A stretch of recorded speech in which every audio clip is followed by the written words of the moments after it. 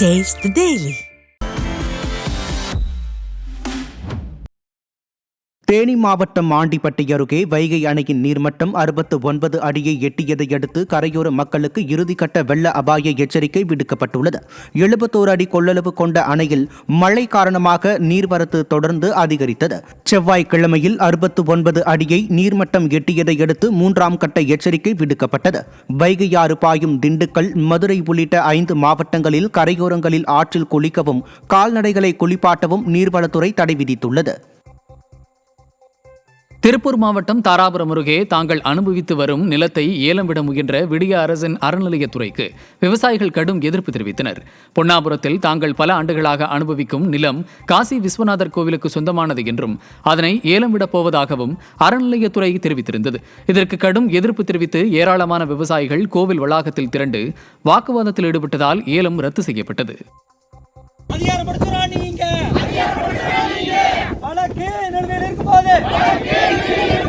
எங்கள் நிலத்தை சட்டத்துக்கு புறம்பாக ஏலம் விடுவது கண்டிக்கின்றோம் வன்மையாக கண்டிக்கின்றோம்.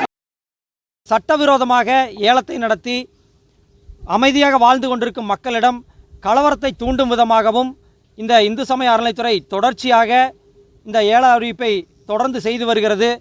தமிழக விவசாயிகள் பாதுகாப்பு சங்கத்தின் இனாம் இயக்கம் இதை வன்மையாக கண்டிக்கிறது. இதேபோல தொடர்ச்சியாக இந்த செயலில் இந்து சமய அறநிலையத்துறை ஈடுபடுமேயானால் தமிழகத்தில் உள்ள 13 லட்சம் ஏக்கரில் வசித்து வரும் இனாம் நிலத்தில் வசித்து வரும் மக்களை ஒன்று திரட்டி இந்து சமய அறநிலையத்துறை அலுவலகம் சென்னையிலே முற்றுகையிடப்படும் என்பதை இதன் வாயிலாக தெரிவித்துக் கொள்கிறோம். கன்னியாகுமரி மாவட்டம் தேரூர் பேரூராட்சிக்கு உட்பட்ட 14வது வார்டு தானுமாலையன் தெருவில் கான்கிரீட் சாலை அமைக்கும் பணி அதிமுக சட்டமன்ற உறுப்பினர் தொடங்கி வைத்தார். தொகுதி மேம்பாட்டு நிதியில் இருந்து 16,50,000 ரூபாய் நிதி ஒதுக்கீடு செய்து கான்கிரீட் சாலை அமைக்கும் பணியை கன்னியாகுமரி எம்எல்ஏவும் முன்னாள் அமைச்சருமான தளவாய் சுந்தரம் துவக்கி வைத்தார். இந்நிகழ்ச்சியில் கழக நிர்வாகிகள் மற்றும் பொதுமக்கள் பலர் பங்கேற்றனர். திருவாரூர் மாவட்டம் அரித்துவாரமங்கலம் ஊராட்சியில் 3.78 கோடி ரூபாய் செலவில் நடைபெற்று வரும் சாலை பணிகள் ஆமை வேகத்தில் நடைபெறுவதாக பொதுமக்கள் குற்றம் சாட்டுகின்றனர். இருகரை முதல் கவுனியக்குடி வரை 5 கிலோமீட்டருக்கு நடைபெறும் சாலை பணிகள் 50% கூட நிறைவடையவில்லை என பொதுமக்கள் வேதனை தெரிவிக்கின்றனர். சிறு பாலங்கள், சாலைக்கு கீழே குழாய்கள் பதிக்கும் ஒப்பந்ததாரர் மாற்று வழி ஏதும் ஏற்படுத்தி கொடுக்காமல் சிரமத்திற்கு ஆளாக்கியுள்ளதாக பொதுமக்கள் குற்றம் சாட்டுகின்றனர். ஸ்டாலின் அரசின் மாவட்ட நிர்வாகம் நடவடிக்கை எடுக்க வேண்டும் என வலியுறுத்தியுள்ளனர். கன்னியாகுமரி மாவட்டம் ராஜாக்கமங்கலம் அருகே உள்ள கணபதிபுரம் லெமூர் கடல் மிகவும் சீற்றத்துடன் காணப்பட்டது. இதன் காரணமாக அலைகள் கரையை கடந்து கடைகள் மற்றும் அருகில் உள்ள கோவில் உள்ளிட்ட இடங்களை சூழ்ந்த நிலையில் லெமூர் கடற்கரைக்கு பொதுமக்கள் செல்வதற்கு மாவட்ட நிர்வாகம் தடை விதித்துள்ளது. கள்ளக்குறிச்சி மாவட்டம் ஆவி குளப்பாக்கத்தில் நடைபெற்ற அரசு திட்ட முகாமில் செல்போனில் மூழ்கிய அரசு அதிகாரிகளால் பொதுமக்கள் அதிருப்தியடைந்தனர். மக்கள் நலனில் அக்கறையின்றி நடத்தப்பட்ட விளம்பர முகாமில் அரசு பணியாளர்கள் செல்போனில் வீடியோ பார்த்து நேரத்தை வீணடித்தனர். குறைகளை கேட்காமல் பணியாளர்கள் அலைக்கழித்ததால் அதிருப்தியடைந்த முதியவர் மேற்பார்வை அதிகாரிகளுடன் கோபமாக வாக்குவாதத்தில் ஈடுபட்டதால் பரபரப்பு நிலவியது.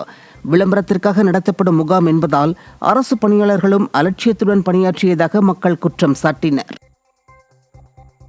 விழுப்புரத்தில் குறைதீர்ப்பு முகாம் என்ற போர்வையில் நடந்த விளம்பர முகாமில் மனு அளிக்க யாரும் வராததால் வெறிச்சோடி காணப்பட்டது.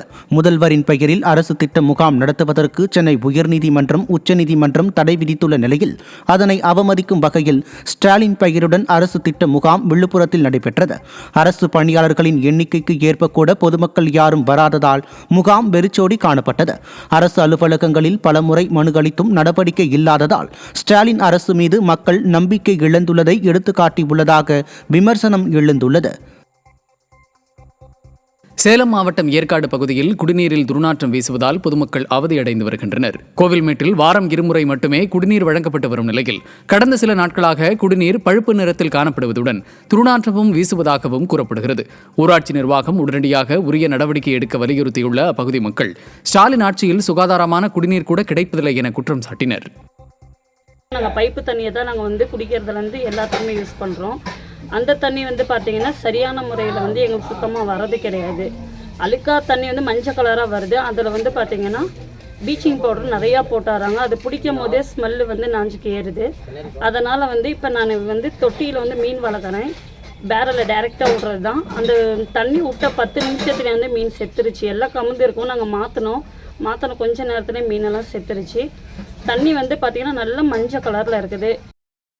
திருவள்ளூர் மாவட்டம் திருத்தணி அருகே அரசு பள்ளியில் குறைதீர்ப்பு முகாம் என்ற போர்வையில் நடந்த விளம்பர முகாமால் மாணவர்கள் சிறிய அறையில் அடைத்து வைத்து ஆசிரியர்கள் பாடம் நடத்திய அவலம் அரங்கேறியது.